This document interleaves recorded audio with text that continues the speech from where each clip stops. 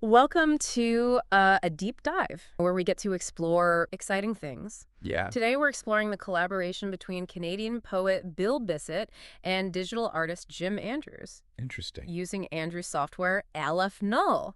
Sounds pretty cool. Yeah, and our source material is an in-depth essay by Andrews himself about the collaboration and the art it produced. Oh, wow. So he's writing about his own work. Exactly. Oh, cool. Oh.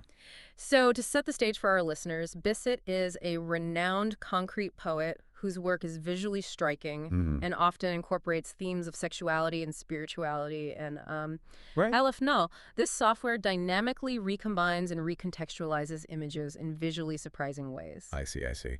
And I think that's what makes this deep dive so interesting is that it kind of brings together this unusual pairing and produces art that's both strikingly contemporary and deeply rooted Right. in the history of concrete poetry and the counterculture movement of the 60s and 70s. So we're looking at how this collaboration kind of bridges those two worlds in a way. Agree. Yeah. So to start off, I have to admit, when I first heard about this collaboration, I was a little skeptical Really? because you have Bissett, who's this legendary concrete poet, Mhm. very much, entrenched in the counterculture movement of the 60s and 70s. Yeah. And then you have Aleph Null, which is this very cutting-edge digital art software. Right. It almost seemed like an odd couple. Yeah. I can see that. I think that's what makes it so fascinating is that it challenges our assumptions about what's possible when you bring together these seemingly different worlds. Okay, you've piqued my interest. So for our listeners who might not be familiar with Bissett, can you give us some background on him and what makes him such a significant figure in the world of concrete poetry? Well, think living legend. Bissett is not just a poet, he's a painter, a performer, a cultural icon. His Hmm. career spans decades, from publishing with Blue Ointment Press and Talon Books to touring Canada extensively. Wow. He's even appeared in Chemical Brothers songs. Yeah, that's quite a range. It is. So when we talk about his poetry, what makes it stand out and how does it connect to this idea of concrete poetry? Well, concrete poetry is all about the visual presentation of language. It's Yeah. poetry that's meant to be seen as well as read, and Bissett's work embodies that concept perfectly. His poems are very visually striking, using unconventional spacing typography and even found objects to create these multi-layered textured pieces. And the essay uses this term dirty concrete to describe his style. Right. What does that mean? Well, dirty concrete refers to this messy, layered, almost chaotic aesthetic. Mm-hmm. Imagine a canvas with splashes of color overlapping text fragments of images, sometimes even erotic elements. Wow. It's very visually striking, and it reflects the raw energy of Bissett's poetry. So it sounds almost like an assault on the senses in a way. It can be. But how does this dirty concrete style lend itself to digital manipulation? Because Yeah. that's where I think it starts to get really interesting, right? Absolutely. KLF Noel takes this already visually charged poetry and injects it with a digital dynamism. Imagine those messy layered images coming to life, fragmenting, recombining, and animating in unexpected ways. So I'm starting to see the potential here. Yeah. So let's talk about Aleph Null. What is it and how does it work? Well, Andrews describes LF Null as a graphic synthesizer. Okay. It's custom-built software that dynamically cuts, recombines, and animates images to create unexpected compositions. And I think it's important to note that it's not AI. Right. Andrews programmed it himself, imbuing it with a unique set of rules and algorithms that allow it to manipulate images in surprising and aesthetically pleasing ways. So it's like a digital collage artist, but with its own set of rules. You could say that. So it's not just about static images, though, right? No, it's not. The essay mentions slideshows, videos, even something called a slidvid. Yeah, SlidVid is really cool. What is that? Well, LF Null can produce a variety of outputs, from high-resolution still images to dynamic slideshows and videos, and a slidvid is essentially a hybrid form, combining elements of slideshows and videos to create a fluid, multi-layered visual experience. Think of it as a digital tapestry woven from images and text. So we have this legendary concrete poet with his dirty concrete aesthetic, and we have this cutting-edge digital art software that can manipulate images in all sorts of wild ways. Right. How did these two worlds collide? Yeah. What was the collaborative process like? It was a true creative exchange. Bissett provided Andrews with a treasure trove of material concrete poems, paintings, even personal photos spanning decades. Wow. Andrews then fed these into Elif Null, which took those raw materials and transformed them into something entirely new. Imagine those personal photos, those intimate moments from Bissett's life being fragmented, layered, and recontextualized alongside his poetry and paintings. Right. It creates this incredibly rich and layered tapestry of images, text, and personal history. That's a really powerful image. Yeah, It's like we're getting a glimpse into Bissett's soul through this digital lens. you could say that. But I'm curious, how did Bissett react to this process? Was he intimidated by the technology or did he embrace it? Bissett's response was surprising even to Andrews. He embraced the technology wholeheartedly. Oh, wow. He saw it as an extension of his own artistic vision. He wasn't concerned with controlling the outcome. He was excited to see what unexpected creations would emerge from this collaboration. So it wasn't a case of a digital artist imposing his technology on a traditional poet. Right. It was a genuine partnership, It a was. dialogue between two artistic visions. Exactly, and that's what makes this collaboration so unique and compelling. It's not about one artist dominating the other. Right. It's about a true synergy, a merging of human creativity and digital technology. And I think that's what I love about the deep dive. We're always uncovering these unexpected connections, these surprising collaborations that challenge our assumptions about art and creativity. Exactly. But before we go any further, let's take a closer look at this slidvid that Andrews keeps mentioning, thighs twinned. What makes this piece so special? What should we be paying attention to? Thy is Wind is a pivotal piece in this collaboration. Andrews describes it as a spine-tingling reading experience, and it's easy to see why it's a 500-screenshot slidvid that takes Bissett's poetry and amplifies it through the visual dynamism of LF Null. Wow, 500. Imagine those layered, textured images, those fragments of text constantly shifting and evolving before your eyes. Okay. It's an immersive experience that engages your senses, your emotions, and your intellect on multiple levels. It sounds like a visual feast. It is. But how does it connect to the idea of dirty concrete? Does Aleph Null somehow enhance that aesthetic? Alf Null doesn't just enhance the dirty concrete aesthetic. It amplifies, it explodes, it takes it to a whole new level. Imagine those messy layered images being fragmented, recombined, and animated, creating this constantly shifting kaleidoscope of visual and textual elements. It's dirty concrete on steroids. How did they arrive at the title Who I is Thwind? It's so evocative, so mysterious. What's the significance of those words? Well, the title itself is a fragment from one of Bissett's poems, Mm-hmm. and it speaks to this idea of movement of perception, of the constant flow of images and ideas that we experience in the slidvid. It's like the wind is carrying us through this visual landscape, guiding our eye through the ever-shifting layers of meaning. It's like we're not just watching something, we're entering a different state of mind, a different way of seeing and experiencing the world. Exactly, and that's what makes this collaboration so powerful. It's not just about creating beautiful art. Mm-hmm. It's about challenging our perceptions, expanding our consciousness, and connecting us to something deeper and more meaningful. Before we get too carried away, I want to go back to this idea of Bissett's personal photos being incorporated into the work. Mhm. It seems like such a vulnerable and intimate gesture. What was Andrews's intention in including those images? Yeah. And how did Bissett feel about it? Well, Andrews doesn't explicitly state his intentions, but I think it's safe to say that he wasn't simply interested in exploiting those personal moments for shock value. Right. He saw those photos as an integral part of Bissett's artistic and personal journey, and he wanted to weave them into the fabric of the work in a way that felt respectful and meaningful. And Bissett, far from being hesitant, embraced the idea wholeheartedly. He saw it as a way to share his life, his experiences, his vulnerabilities with the world through the transformative power of art and technology. That's a powerful statement. It is. About the blurring of boundaries between the personal and the artistic, the private and the public. Right. And it makes me think about the role of chance in this collaboration. Yeah.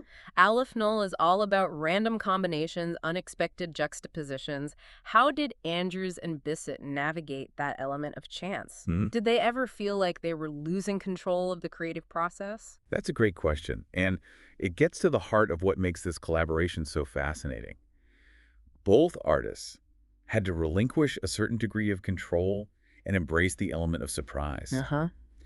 They had to trust that LF Null, with its random algorithms and unexpected combinations, would create something beautiful and meaningful, even if it wasn't what they initially envisioned. So it was less about dictating the outcome and more about setting the stage for creative discovery. Yeah, And that's what makes this collaboration so successful. They were both willing to let go of their preconceived notions and embrace the unexpected. But let's delve deeper into that tension between control and surrender. Yeah. Yeah. How did it play out in the creation of Thias Wind?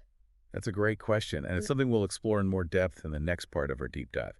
We'll be back after a short break to uncover the secrets of Thy is the Wind and delve into the profound implications of this unlikely collaboration. Welcome back. We left off talking about that creative dance, between control and surrender in this collaboration. Right. I'm really curious to know how that played out in the creation of Thias Wind. Well, one example that stands out is Andrews's initial reluctance to include one of Bissett's poems, Stars, because of its explicit sexual content. Okay, interesting. He was worried about how those elements would translate in the digital realm, especially with Aleph Null's random juxtapositions, Right.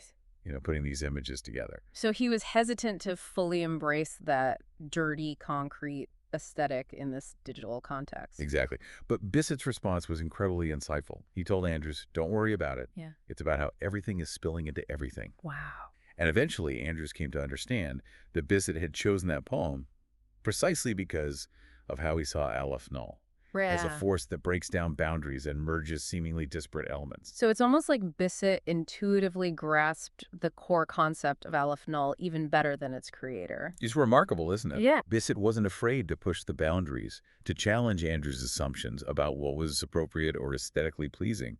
And in doing so, he helped Andrews see the true potential of his own creation. That's such a beautiful example of how collaboration can lead to these unexpected breakthroughs, how these different perspectives can just enrich and deepen our understanding of art and technology. Absolutely. And this tension between control and surrender isn't limited to just the creative process itself. Right. It extends to the viewer's experience as well. I see. Andrews describes The Eye is Wind as an alternative reality to a book, suggesting that we're meant to approach this work with a different mindset, to let go of our expectations and allow ourselves to be swept away by the flow of images and sounds. So we're not just passive observers, we're active participants. Precisely. We're invited to explore, to interpret, to make our own meaning from the fragments of poetry, images, and sounds that Aleph Null weaves together. Right. And that requires a certain degree of surrender, a willingness to let go of our need for control and embrace the unknown. It's like we're being asked to trust the process, to trust the artists, and to trust our own instincts as we navigate this digital landscape. Exactly. And that's what makes The Eye is the Wind such a powerful and transformative experience. Right. It's not about being told what to think or feel. Mm-hmm. It's about being invited to participate in this creative dialogue, to co-create meaning alongside the artists and the technology. But let's go back to the visual language of the piece for a moment. You mentioned earlier that Andrews drew inspiration from the world of experimental comics. Yes.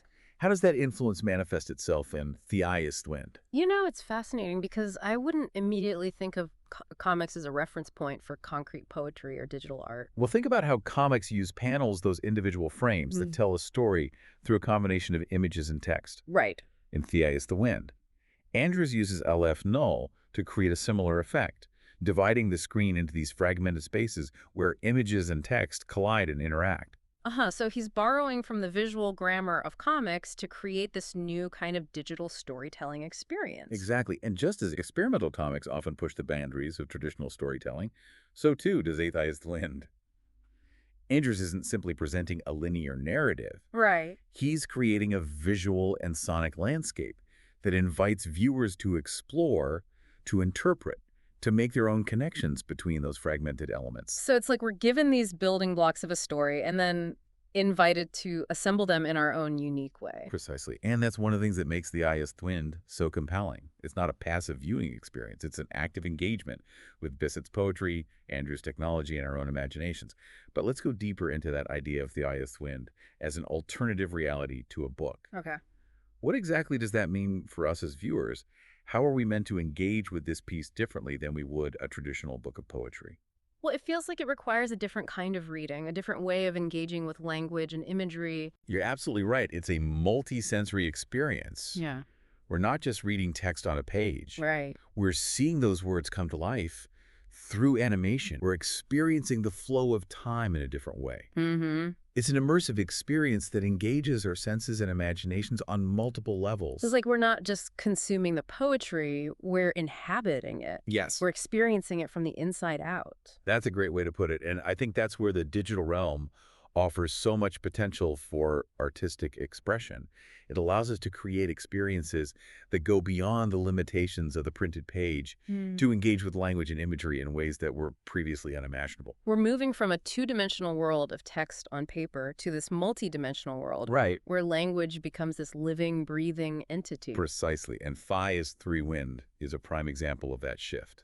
It's not just a digital adaptation of Bissett's poetry. It's a new form of artistic expression, one that embraces the possibilities of the digital realm to create something truly unique and transformative. Hmm. But while the digital aspect is captivating, we can't forget the human element at the core of this project. Right. Bissett, with his counterculture background, might seem like an unlikely candidate to embrace technology so readily. That's true. You'd expect someone from the counterculture movement to be more skeptical of technology, to see it as a threat to human creativity. That's the common perception, isn't it? Right. But Bissett defies those expectations.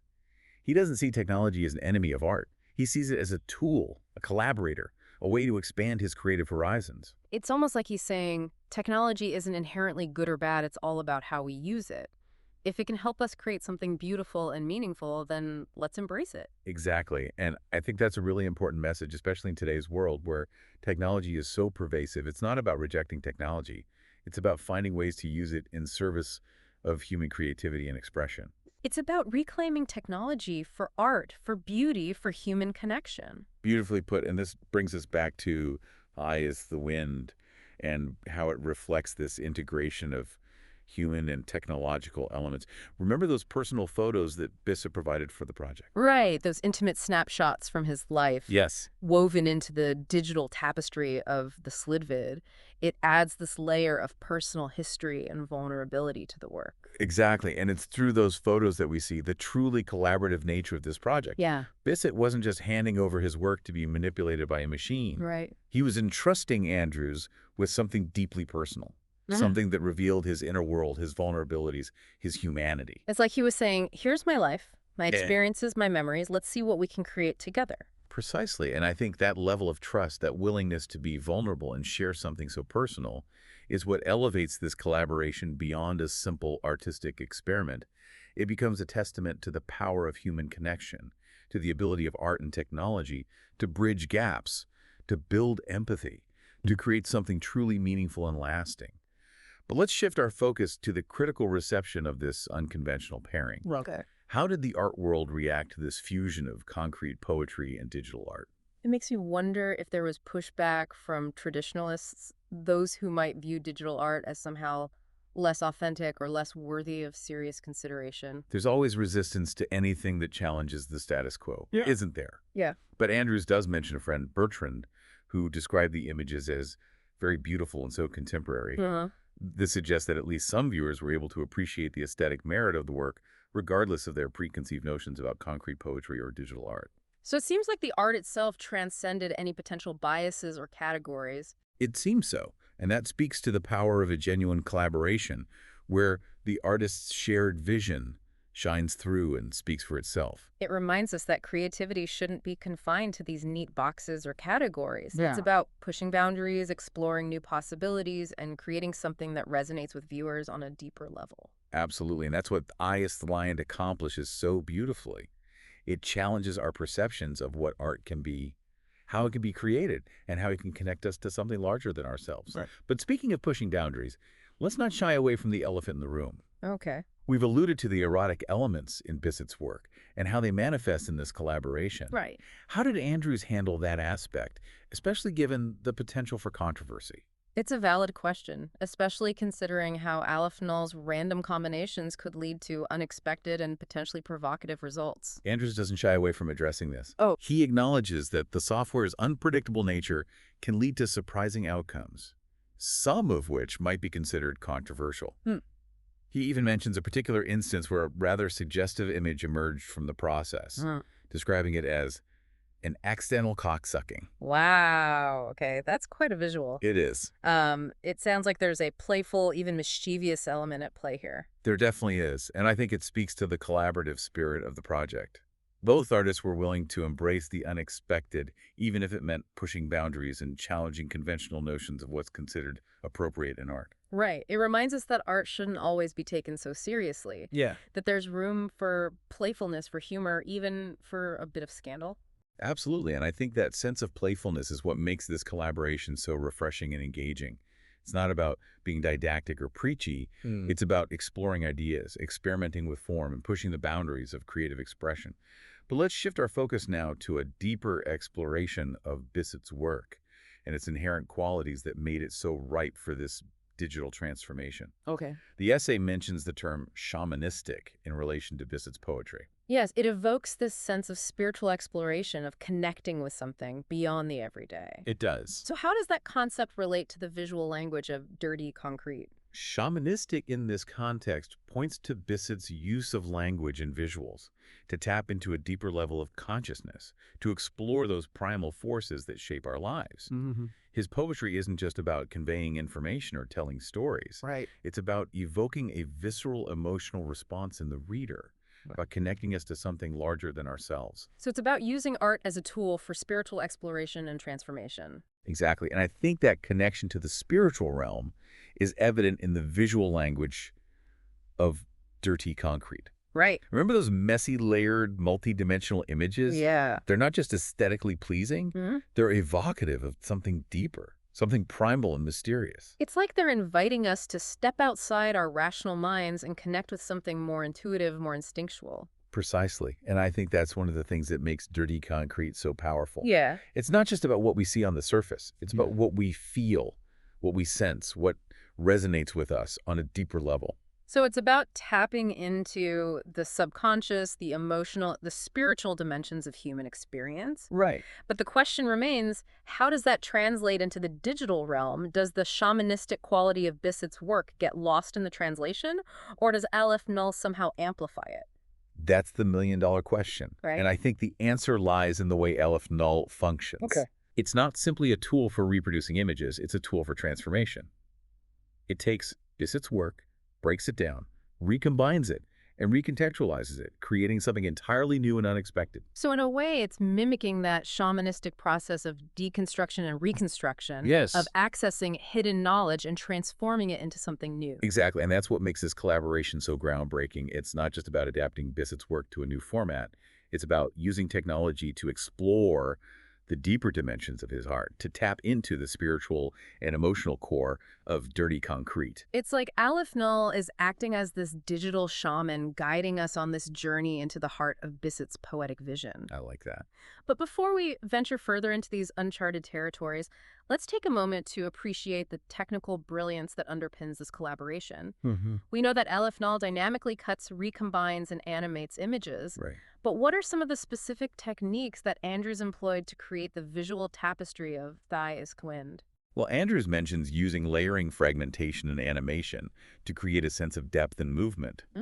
He also talks about working with transparent PNG files, which allowed him to create those layered effects where images and text overlap and interact in these complex ways. So it's not just about randomly throwing images together. Right. There's a level of intentionality and precision involved There is? in how those images are manipulated and composed. Absolutely. And it's important to remember that Andrews meticulously photographed Bissett's work, creating high-resolution digital files that he could then manipulate with Aleph Null. Right. So even though we're talking about digital art, there's still a very hands-on, almost artisanal aspect There is. to the process. Precisely. And I think that's one of the things that makes this collaboration so fascinating. Right. It's a fusion of traditional and digital techniques, of human craftsmanship and technological innovation. So it's not about technology replacing human creativity. Right. It can actually enhance it, expand it, and push it in these new and exciting directions.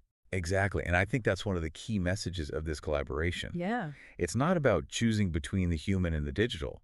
It's about finding ways to integrate them, to create art that is both technologically sophisticated and deeply human. It's about embracing the possibilities of the digital realm Yeah. while staying true to the essence of human creativity and expression. Beautifully put, and I think that sentiment perfectly encapsulates the magic of this collaboration. Yeah. It's not about pitting art against technology. It's about creating a space where those two forces can come together and create something truly extraordinary. It's about pushing the boundaries of what's possible, about expanding our definitions of art, and about creating experiences that engage our senses, our emotions, and our imaginations on multiple levels. Exactly. What can you tell us about the dynamic between Bissett and Andrews? What was their working relationship like? Yeah, it's easy to get caught up in the technology and the artistic concepts, but it's ultimately a collaboration between two individuals, each with their own personality and creative vision. You're absolutely right. And the essay offers some fascinating insights into their working relationship. Remember that email exchange where Andrews asks Bissett about transitioning from a typewriter to a computer? Yeah, I do. Andrews was curious about how Bissett, as a concrete poet whose work is so intertwined with the physicality of the typewriter, Yeah. adapted to working in a digital environment. Exactly. And Bissett's response is remarkable. He says, and I'm quoting here, "For me, you've never had to grapple with transition from typewriter to computer. I moved through it, seeing what it couldn't do." He just embraced it. Yeah. No hesitation, no fear. It's incredible, isn't it? Yeah. He saw the computer as just another tool, another way to explore his creative vision. And keep in mind, this is coming from an artist who's been deeply connected to the counterculture movement, often associated with the rejection of technology. It's a great example of how we shouldn't make assumptions about artists based on their background or their previous work. Yeah. There's always room for growth and evolution. Absolutely. And in this case, it's clear that Bissett was eager to embrace new possibilities, to see how technology could expand his creative horizons. And I think that openness to experimentation is one of the keys to the success of this collaboration. It's like he was saying, let's see where this takes us. Let's push the boundaries and see what we can create together. Precisely. And that sense of shared adventure, that willingness to step outside their comfort zones is palpable throughout the project. Yeah, it's a reminder that collaboration isn't just about sharing skills or resources. It's about sharing a vision, a passion, Yes. a desire to create something new and meaningful together. Beautifully put. And speaking of shared visions, let's circle back to the concept of ecstatic union that Andrews mentions in the essay. Okay, yeah, that phrase is so evocative. It is. It seems to capture the essence of this collaboration. Right. But what does it actually mean? Right. How does it manifest itself in the art? Well, ecstatic union refers to the state of creative flow where everything comes together, form and content, text and image, past and present. It's about embracing the messy, the unpredictable, the interconnectedness of all things. Right. It's not about imposing a fixed meaning or a rigid structure. It's about letting go, allowing the creative process to unfold organically and Yeah. embracing the unexpected beauty that emerges from that chaos. It's like this dance between control and surrender and tension and serendipity where the artists set the stage but then allow the creative forces to take over and lead them to these unexpected destinations. It's a reminder that creativity isn't about following a set of rules or adhering to a rigid plan. It's about being open to new possibilities, Mm. embracing the unexpected, and trusting the process to lead you to something truly extraordinary. It's a reminder that the most groundbreaking art often emerges from the most unexpected places, from the willingness to break down barriers, to challenge conventions, and to embrace the unknown. But let's bring it back to the eye is the wind and its significance within this creative journey. Mhm. What sets this piece apart? What makes it so pivotal to the collaboration? The Eye is the Wind is more than just a visually stunning piece. Mm-hmm. It's a culmination of everything we've discussed so far. The dirty concrete aesthetic, the innovative use of Aleph Null, the seamless integration of Bissett's personal history, the playful exploration of eroticism, the exploration of shamanistic themes, and the profound sense of ecstatic union that permeates the entire collaboration. Right. It's like a microcosm of the entire project, encapsulating all of its key elements and themes. Exactly, and I think that's why Andrews describes it as a spine-tingling reading experience. It's not just a passive viewing experience. It's a visceral, emotional, and intellectual journey that challenges our perceptions, expands our understanding of art and technology, and connects us to something larger than ourselves. It's a reminder that art has the power to transform us, to challenge us, and to inspire us to see the world in new and unexpected ways. But before we conclude our journey, I want to circle back to the concept of dirty concrete and its relevance in today's digital landscape. Okay. We've discussed its historical roots and aesthetic qualities, William. but how does it connect to the way we experience the world in the digital age? That's a great question, and I think dirty concrete, with its emphasis on layering fragmentation, And this interplay of text and image offers a compelling lens through which to view our contemporary digital reality. Mm-hmm. Think about the constant flow of information we're bombarded with, the Right. way images and text are constantly vying for our attention. It's like our brains are being rewired Yeah, to process information in a more fragmented, nonlinear way. right. Our attention spans are shrinking. We're constantly bombarded with snippets of information, images, videos. It is. It's a lot. And Dirty Concrete, with its messy, layered aesthetic, mirrors that fragmented reality. Mm-hmm. It's not about presenting a neat, tidy, easily digestible image of the world. It's about embracing the chaos, the complexity, the interconnectedness of all things. So in a way, it's a form of art that's perfectly suited to our digital age. It It is. reflects the way we experience the world through screens, through fragmented bits of information, through this constant flow of data. Absolutely, and I think that's why we're seeing a resurgence of interest in concrete poetry and other forms of visual poetry. Yeah. They offer a way to engage with language and imagery in a way that feels relevant and meaningful in our increasingly digital world. Right. It's like they're providing us with this visual language that can help us make sense of this overwhelming flow of information that we're constantly bombarded with. Exactly. They offer a way to navigate the chaos and find meaning in the fragments. Precisely. And I think that's one of the reasons why this collaboration between Bissett and Andrews is so important. It shows us that concrete poetry, far from being a relic of the past, is a vibrant and evolving art form that continues to speak to us in powerful ways. It's a reminder that art is not static. It's not. It's this living, breathing entity Yeah. that constantly adapts and transforms to reflect the changing world around us. And in this case, it's adapting to the digital landscape, to the fragmented and fast-paced world we inhabit. But before we conclude our deep dive, I want to address a question that's been lingering in my mind throughout this discussion. This notion of Aleph Null as a creative partner rather than just a tool. Yeah.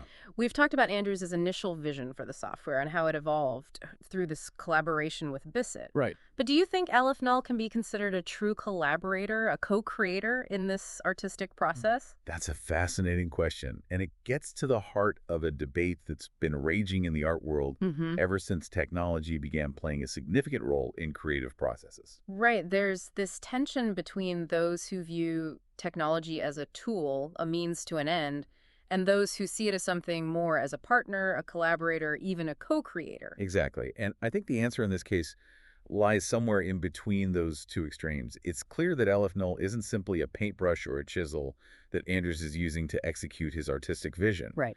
The software has its own set of rules, its own logic, its own unpredictable nature that shapes the final outcome of the work. So it's not just a passive instrument. This is not It's this active participant in the creative process. It's bringing something unique to the table, something that wouldn't exist without its involvement. precisely. And that's what makes this collaboration so intriguing. It blurs the lines between artist and tool, between human creativity and machine intelligence. It challenges us to rethink our assumptions about the nature of art, the role of technology, and the very definition of creativity itself. It's a reminder that creativity isn't always a solitary pursuit, that it can emerge from these unexpected partnerships, from the willingness to embrace the unknown, and from the courage to let go of control and trust that creative process to unfold in its own unique way. But before we bid farewell to this fascinating world, there's one final aspect we need to delve into, the heart of the collaboration itself. Yeah. The creative exchange between Bissett and Andrews. Join us in the final part of our deep dive as we uncover the nuances of their artistic dialogue and unpack the profound implications of their unlikely partnership.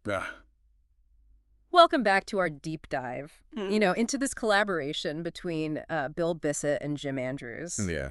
We've covered a lot from that dirty concrete to digital shamanism. Yeah, it's been a journey. But let's really zoom in on that heart of the project, Okay. the creative exchange between these two artists. This is where it gets really fascinating. We Yeah. talked about it, throughout this deep dive. Right. But their collaboration, wasn't just about, Bissett providing the content and Andrews manipulating it Right. with Aleph Null. Right. It was a true dialogue, a Yeah. back and forth that challenged both of their artistic visions. So give us a concrete example. How did this dialogue actually play out? Well, one example that stands out is Andrews' initial perception of the collaboration. He thought of himself as, focusing on the form, while Bissett provided the content. Mm-hmm. But as they worked together, Yeah. he realized this wasn't the whole story. Right. He discovered that Bissett's work was already inherently open to interpretation and manipulation. I see.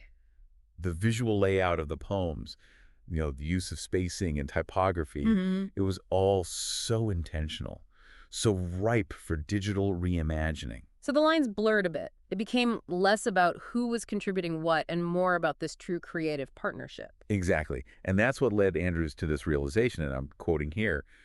One of the main reasons the collab really catches fire is beautifully combustible burned to ash, is because Bill's forms work well with Aleph Null's forms, so that we're both on form. Wow. Okay, so if they're both on form, does that mean they're both on content as well? That's where it gets even more interesting. Okay. While the poems themselves are undeniably Bissett's creations, Right. Andrews argues that Aleph Null, through its random cutting and recombining of images, can actually create new content. So you're talking about those love trials he mentions. Those Yes. unexpected juxtapositions that Yes. create new meanings. These accidental combinations of images, Mm. sometimes erotic, sometimes humorous, Right. add another layer to the work. Yeah. They're not explicitly planned by either artist, Right. but they emerge from this interplay Right. between Bissett's material and Aleph Null's process. So it's like the collaboration itself becomes a source of content, something that goes beyond the individual contributions of Right. the artists. Precisely, and this brings us back to that idea of ecstatic union. Yeah. This merging of form and content artist and tool, intention, and chance. Right. It's a reminder that the creative process is rarely neat and tidy. Right. It's often messy, unpredictable, and full of surprises. And that's where the magic happens, right? In those moments where we let go of Kind of. control and embrace the unexpected. Exactly. But let's talk about the impact of this collaboration. Okay. We've explored, the artistic and philosophical implications, but how did it actually land in the art world? Yeah. Did it make a splash or was it more of a ripple? That's a tricky question. Yeah. The essay doesn't dive deep into the critical reception, Right. but it does hint at a positive response. Okay. Andrews mentions his friend Bertrand, describing the images as very beautiful and so contemporary, Mm. suggesting that the work resonated with viewers. So it wasn't dismissed as just this novelty acted gimmick. No, it doesn't seem so. It was seen as something with genuine artistic merit. That seems to be the case, and I think that speaks to the authenticity of the collaboration. Mhm. When two artists from seemingly different worlds come together with this shared vision and a genuine respect for each other's work, Right. the results can be truly groundbreaking. Yeah, it reminds us that creativity shouldn't be limited by, these categories or labels. Yeah, It's about breaking down those barriers and seeing where those unexpected connections might lead. absolutely. And I think that's one of the most important takeaways from this deep dive. Yeah.